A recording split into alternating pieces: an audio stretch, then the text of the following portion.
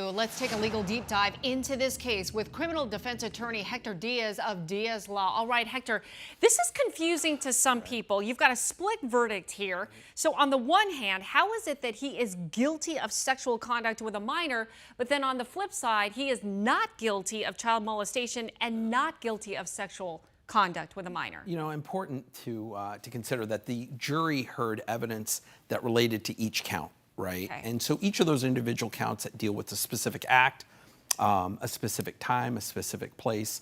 And when they heard the evidence, again, it had to have been that they just felt that the evidence was insufficient to find Navarrete guilty of the molestation count. Each of the charges. All right. So how do you think the judge will decide this case? I mean, do you think prison or probation? Well, we heard, you know, in the lead up here that, you know, he's a first-time offender. That's something the court will consider.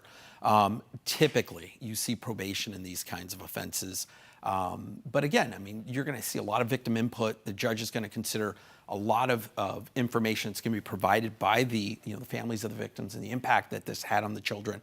But even if he is given probation, there's the parade of other consequences that a person is going to face here, which is potentially lifetime sex offender probation. Sex offender registration is a component here.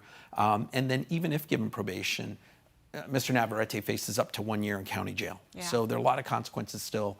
I think this is the kind of case that you typically see somebody getting probation. But again, we'll have to see how this turns out. Yeah, and there's still a lot of long-lasting effects even with probation. For sure. All right, Hector, thank you. Now for